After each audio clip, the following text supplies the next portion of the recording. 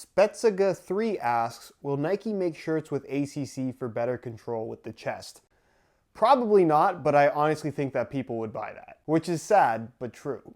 What's going on, guys? Josh from soccerreviewsforyou.com, bringing you episode 2 of my sort of weekly-ish Q&A series. Now, all the questions that I'll be answering in today's video have been pulled from my Instagram, sr4u_Josh. I make a post a day or two before actually making a Q&A video, asking you guys to ask questions. I pick the best ones and answer them in the video that you are currently watching. So if you'd like to participate in the next Q&A video, perhaps get your question answered, sr4u_Josh, follow me on Instagram. It'll be linked down below. Go ahead and check it out. Also, if you guys enjoyed the Q&A series on the channel and want to see it continue on a weekly or bi-weekly basis, depending on how this works out, don't forget to support this video with a like. That lets me know that you want to see more. And if you don't want to miss out on future Q&A videos, if you're perhaps watching for the first time, don't forget to hit that subscribe button along with the little bell notification for daily videos on all the latest and greatest soccer gear. With all that out of the way, here are your questions and my answers. Anthony Wagner asks, how are you doing today?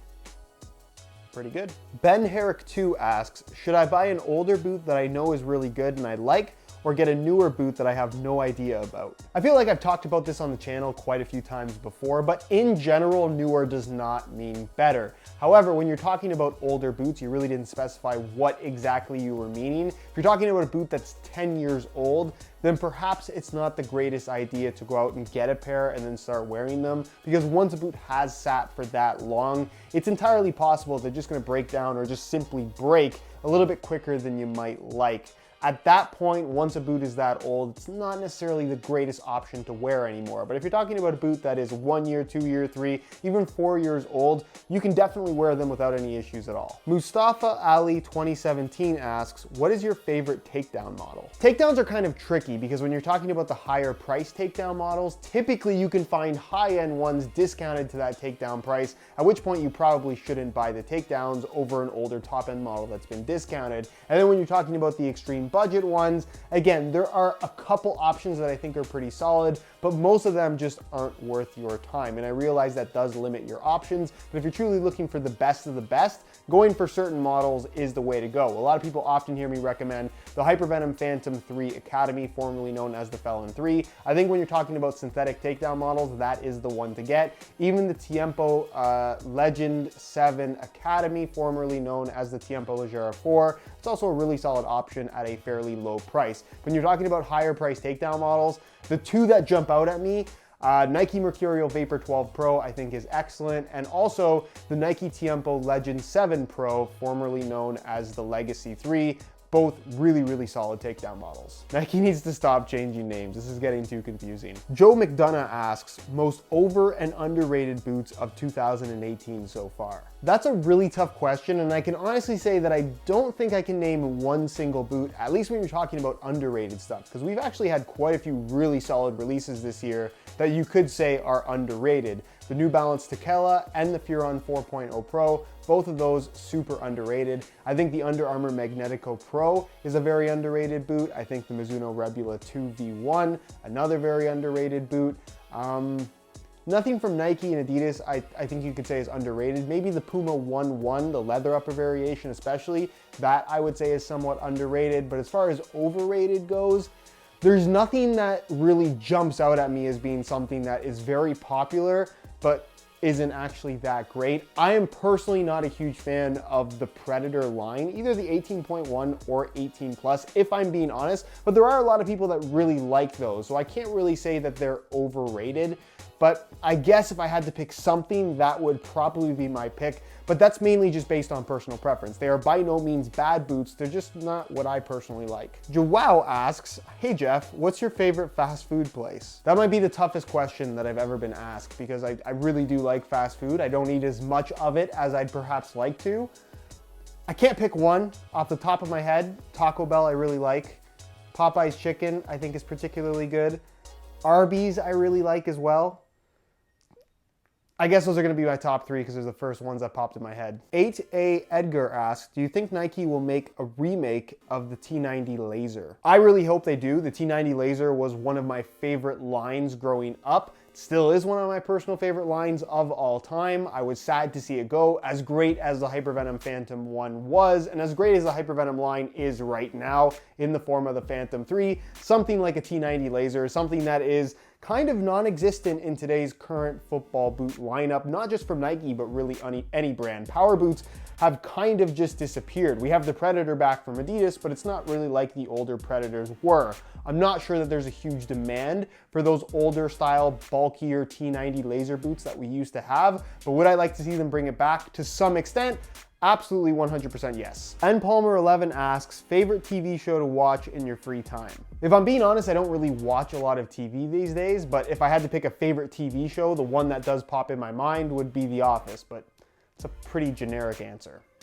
Everyone likes The Office. Oh, I guess SpongeBob as well. I really liked SpongeBob growing up, although I have not watched any SpongeBob in a long time. Billy Clark 7 asks, do you think leather boots will ever come back into style and take over from knitted boots? While I would love to see leather boots make a comeback because I personally love wearing leather boots, I just don't think it's gonna happen, especially become more popular than knitted boots, which I think have kind of become the new norm. The younger generation of kids growing up have grown up with knitted uppers, and they kind of expect them at this point, and they're only going to get more popular as time goes on. So unless somebody like Nike or Adidas were to come up with some crazy marketing scheme that would convince people that leather was better than knitted uppers, which I don't think any of them are going to attempt, I just kind of see leather boots slowly dying away. It's not going to happen in the next 10 years or so, but in 20, 25 years, it's really difficult for me to say 100% confidently that I think leather boots are going to be around and very popular. I just think that they are slowly going to die,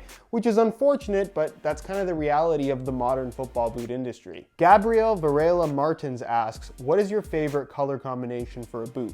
I'd say black and white is probably my favorite color combo. I really like it though when a colorway sticks to just 2 main colors. So black and red, white and black and white, even neon yellow and black. While I'm not a huge fan of wearing super flashy boots, when it's a simple colorway with just 2 clean colors that accent well with each other, I always think that looks the best. Dylan Dobransky asks, how often do zipper jams happen to Under Armour zipper cleats? As much as I have made fun of the Under Armour zipper boots, I can honestly say that that is probably the best quality zipper I have ever come across. Not just on a pair of boots, but just in general. No pants, no jacket, no backpack, no duffel bag have I ever had has a zipper that premium and that high quality. It never jams, it never will jam. It is the best zipper of all time. They're still stupid boots, but it's a good zipper. Anthony Laguli asks, what is the best way to fix sole separation on soccer cleats? This is a question that I get asked a lot, and unfortunately, once the sole has separated a significant amount to the point where the shoes are basically unwearable,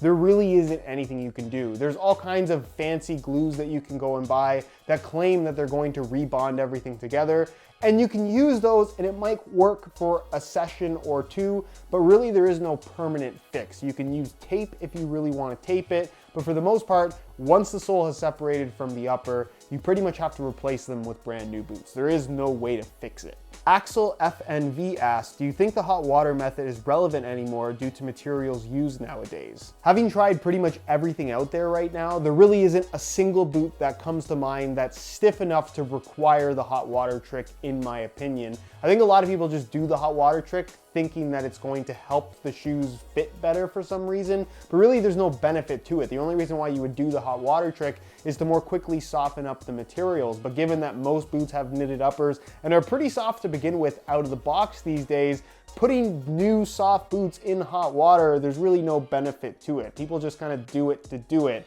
There's nothing wrong with it. Obviously, if the water is extremely hot, you could potentially cause damage that you might not even see, but definitely could have been caused due to excessive heat. You never want to expose your boots to a lot of excessive heat and submerge them in water. They're not really designed to do that. But for the most part, if you can avoid the hot water trick, which I think you pretty much can with any modern football boots, you absolutely should avoid it. There's just no need to do it anymore. One Judas asked, without the ball, there is no football. So is spending the money on a top-end match ball worth it for personal training? I've noticed sometime in the leagues I play in, they use cheaper balls and the way the ball moves is different, which I feel can affect your performance. Absolutely, the ball matters a lot. In fact, when I go to play with a group of people, I always bring a high quality match ball with proper air pressure, and that typically ends up being the ball that we use, because I really don't like using cheaper balls that don't have proper air pressure. Everybody likes something a little bit different, but I think once you get used to a proper match ball with proper air,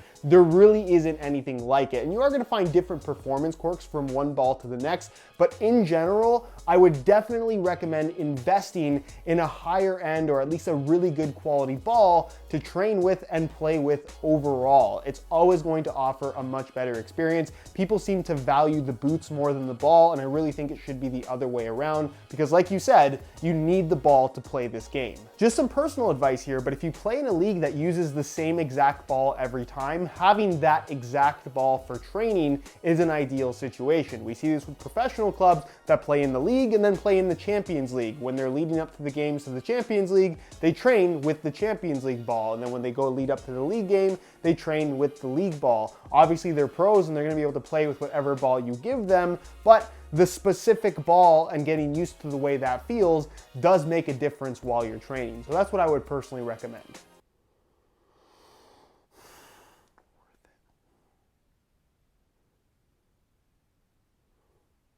I just saw a spider.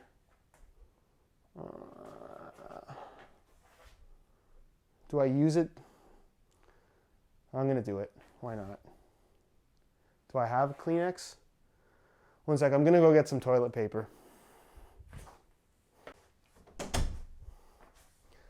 If this thing jumps, I'm gonna freak out.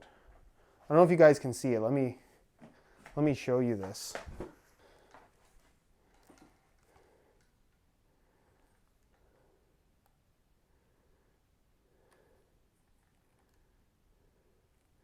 See him right there on the wall?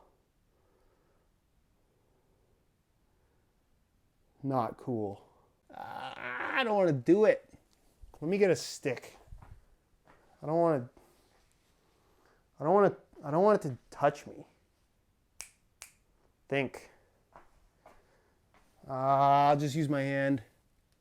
I'll use a ball. Oh, but the angle doesn't make any... Mini ball. Mini ball. Got him.